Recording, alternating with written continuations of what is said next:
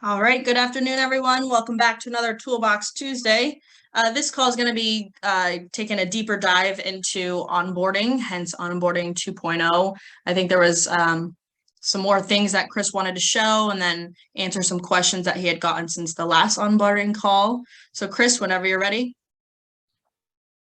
Sounds good. Thanks for joining, everybody. This is going to be, for the most part, a little bit of a repeat from the last time. There are a few changes, like Cam said. We feel like we're making it better. We're making it more streamlined for you guys, making it a lot smoother to get your deals onboarded with us. So let's get started here. First thing we're going to do, we're going to go to paycompass.com. In the upper right-hand corner here, you're going to see Agent Portal. Again, this can be done on your laptop. This can be done on your phone, be done on your tablet. The whole intent here is to be in front of the merchant, having the information. We do have the ability to send it to the merchant electronically to have that e-sign, and I'll get into that here in a little bit. That's something I have to do on the back end, so it is something we're going to roll out eventually to all of you agents. You'll be able to do that on your own as well. So we just wanted to get this out as soon as possible because it's a great solution. It's super easy, super intuitive, and I think you're really going to like it. So we'll go ahead and get here. So Agent Portal, I'm going to click this button. I believe if you have an iPad or an iPhone, this is actually three little lines that you access. I'm not 100% sure, but I've been told from people that have iPads, it's three little lines. It's a menu, but you'll see these menu options there. So when I click on here for the first time, it's going to ask me for a password. I'm going to go and click on that. And again, we're not going to share the password on the recording. Eventually, we will have that for you guys. So once I enter the password, it's going to take me to this screen where I have my thesis. I have my first data application. I'm going to go ahead and click thesis. For example, I'm in incognito mode, so I'm going to go ahead and switch to my other browser. And when I click on that thesis button, it's going to bring me to this screen flow, right? So as you can see at the very top, you want to put your name in here. This is really important because this tells me what portfolio it's going to go into. So again, we'll start with the name. I'm going to go ahead and just fill this out. If you guys have any questions while I'm doing this, please feel free to ask. Super easy. It walks you through the flow of questions, legal business name. I've already put some preset information here. So what you're going to find is the more deals you board this way, you're going to see a lot of this stuff right here in your browser. It's going to save, your browser is going to save some of this data. And you can clear this out or you can keep it. It's up to you. But just know that that's going to be the case. So I've obviously done several of these, so I do a lot of tests. You're going to see a lot of this data here. So I'm just going to fill in some of this information, and then of course I'm just going to put just various information here. So if I do try to move forward from one segment to the other without filling in the required fields, I'm going to get this error message. It's going to show me, hey, you need to fill out data right here. Not all the fields are required, but all the fields that are required on MCA are required on here. So you can't move forward without this information. Okay, this is going to be a sole proprietorship. We'll make this one pretty simple. Maybe it's a retail.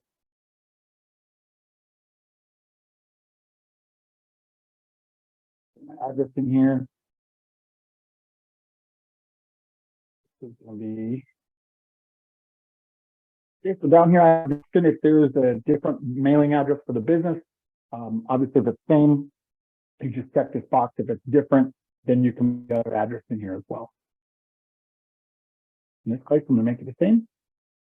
And I'm going to go ahead and click next. This is personal info. This is ownership info. Okay. So again, same thing. Just going to put in relevant data in here. So this email here, this is the only email field that is on this boarding process. So if they do have multiple emails, you want to enter the email address that you want the application emailed to, right? So that's the important part right here. And this guy's going to be an owner.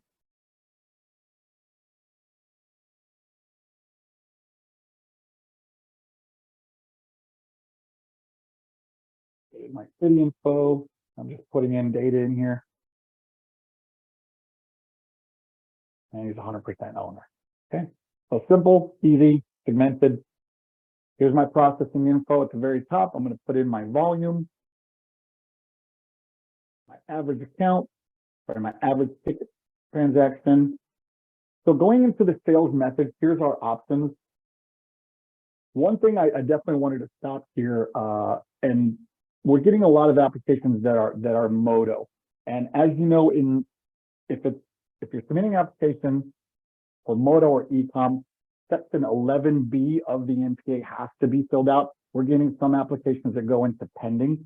So if that is the case, for example, right here, our business keys in customer's card over the phone, right? No credit cards present. So that's obviously Moto, right? So if I do select this, then this is going to present me with another section down here. We'll get to that here in just a second. So this is the section 11B right here. Okay, so basically asks you, how do you advertise? What type of business is it? Giving information about the business. If you don't fill this out, this part particularly here is not required.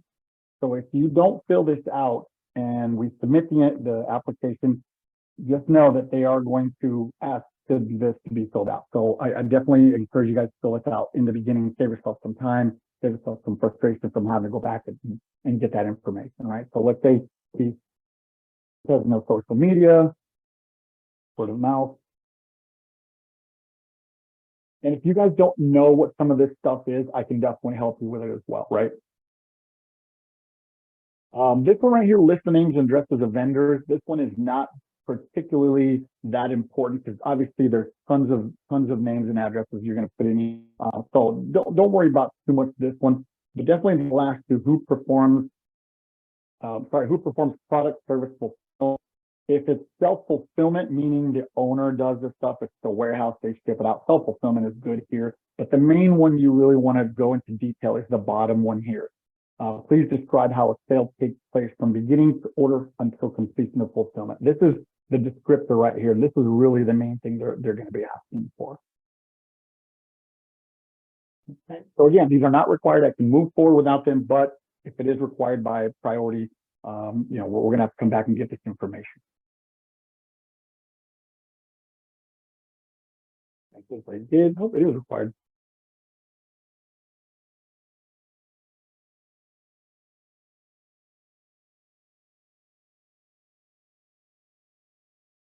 Then we move to the next section, to the banking information, obviously routing, checking information. The only thing that's relevant here is the only thing that's important is the bank name. It does not populate the bank name based on the routing number like MX ISO did for us. So we do have to enter the routing number, account numbers in here ourselves, as well as the name. But that's it. You don't have to put the address, anything like that. And I'll move on to the pricing. Same thing at the top. Here's our discount rate. Do you want it daily? Do you want it monthly? Depends on how you want to price this. I have flat rate. I have pass through. So I'm going to make this, let's say, a 4% non-tax adjustment deal. So 4%, 0.84. And then the discount rate, do the same there. And maybe I want to give these guys a $25 monthly service fee. I'm going to put that in here. So again, none of these are required. You can just leave them blank. It's not going to fill anything out on the MPA. If you do want, I recommend a $20 retrieval fee as well as a $35 chargeback fee. That's definitely something. I'm going to try and get these as default in here. I'm still working on that, but just keep in mind right now we don't have that. So make sure you have that. And every time I get an application, I do review them for the fees. So if I don't see a chargeback fee, I don't see a retrieval fee, I'll probably reach out to you and say, hey, did you mean to do this? I can change it on the fly. But just keep in mind that I'm going to try and get these at default for you guys. Again, annual fee, monthly minimum, it's up to you what you want to do here. And down here at the bottom, this is the equipment, right? So make sure you fill out the equipment. This, what I tell people on here is this gives our service team, Rob, Jason, and Beth, a heads up on what equipment you're going to want for this particular merchant. Obviously, we all know they do a great job of reaching out to you once it gets approved. What do you want to do on here? But if you put something, maybe I want a Valor VL 110 on here. It gives them a heads up, get the equipment ready to go. Once varsity gets ready to go, ship it out, everything's seamless. And that's pretty much the MPA. The last part here is going to be where your customer signs. Again, if you're in front of the customer, they can just sign with the mouse. They can sign with their finger on an iPad, on a phone. But again, this is meant to be in front of the customer only for now. So I'm assuming from the customer. You can read the terms and conditions here. And at any point, if you want to look at this NPA or you want to go back, you can always arrow back here at the bottom to any section. You want to change something, you forgot something, whatever the case may be. And also you can click this button that says PDF view right here. And this will give you a PDF view of this particular application. So here it is. If I want to review it, did I miss anything? Everything looks the way it's supposed to, looks good. My fees are in here. Everything's good to go. You click back to the form view. I'll get all the way to the end. My customer has already signed it, and then I will click submit form. Now, when you do click submit form, this is going to send me a notification that we have an application to review. I will review it, and then I will process it. It also gives you the ability to download the MPA that was just filled out right then and there. So you can download it, email it to your merchant if you're in front of them, whatever the case may be, or print it out. It's up to you how you want to do that as well. Will it send the terms and conditions on that download form? I don't believe so. Let me double check. So this is just the MPA. The terms and conditions may be at the end, Steve. I think.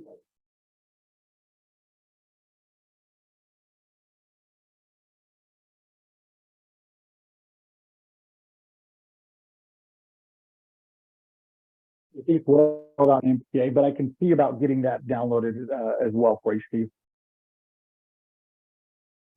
Thank you.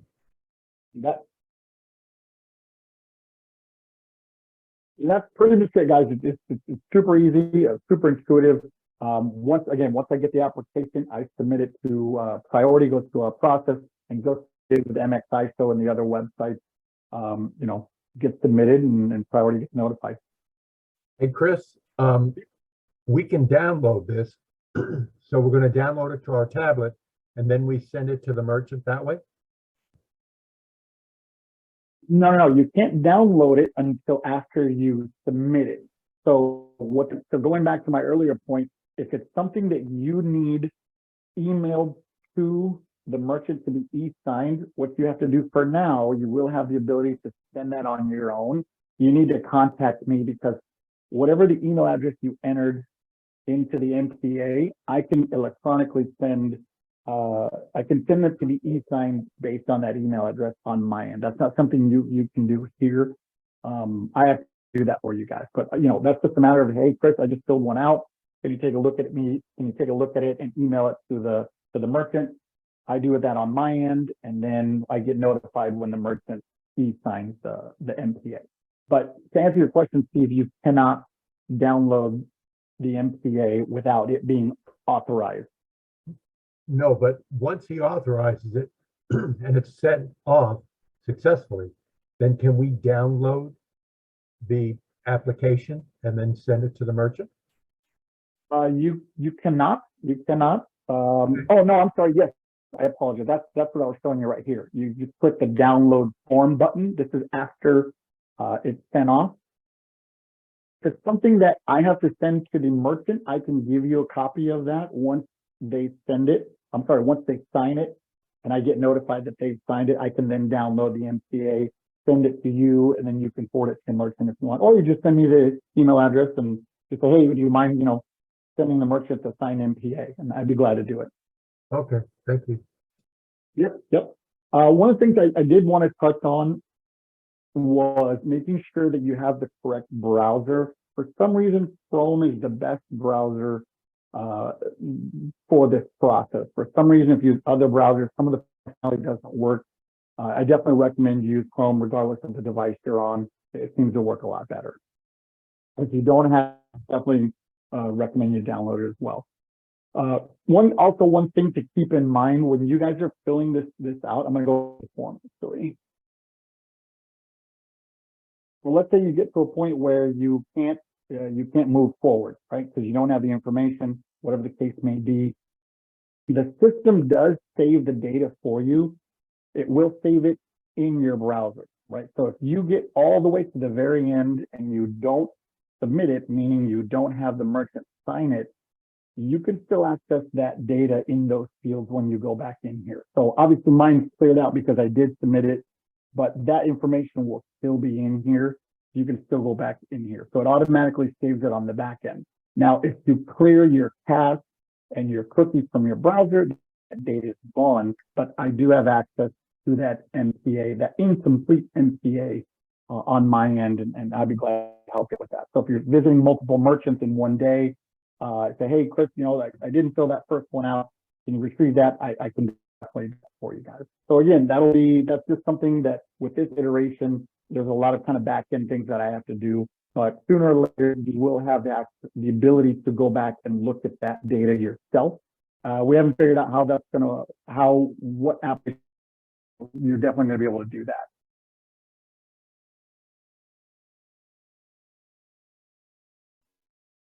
So Chris, That's all I had. Yeah. Chris, Alan here. Well, So we can still go ahead and use ISO agent to do the application if we want to ourselves, and then send it off through the validation process to the merchant direct, correct? absolutely. That's still available. Yeah, you can definitely do it that way. Okay.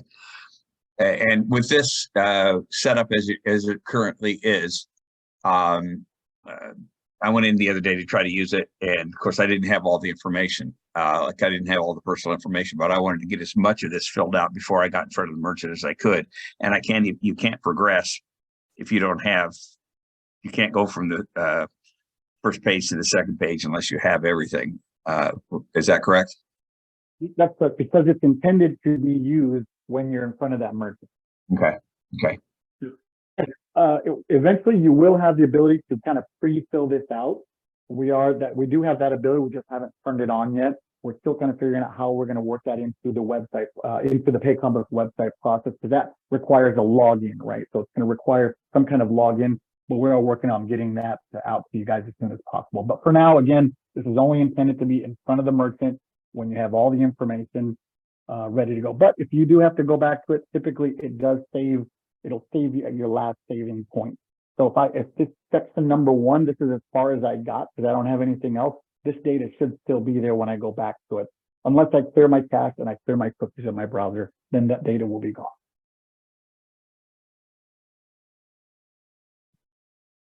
Hey, Alan, Yes. I am a technically challenged individual.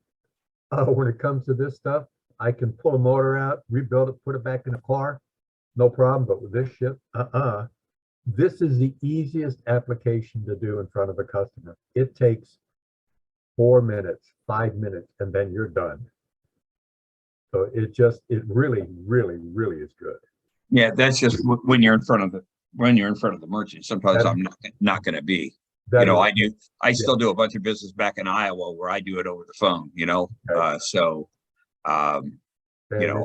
It's no ISO merchant. Yep, I would definitely recommend ISO. We have a lot of agents that they do business over the internet only, right? To get internet leads, and they're all over the country. So for them, this would be challenging, but I do recommend MX ISO for that. But again, moving forward, we will have that ability in the coming weeks for you guys.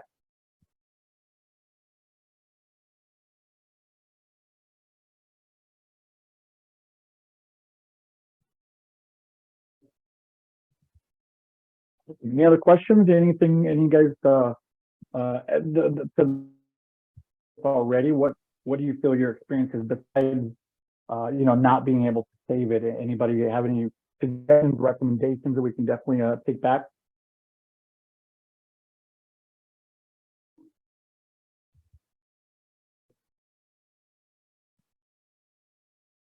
If at any point you guys have questions about, hey, what does this field mean? How do I move forward? Feel free to contact me, text me if I'm not in a meeting or on a call. Obviously, I'll call you back as soon as I can. But It is really intuitive, really easy to use. And then I definitely recommend you guys go in here and at least check it out, play around. Even if you put in just rubbish data in here, I can still delete it on the back end, no big deal. So don't be afraid about that.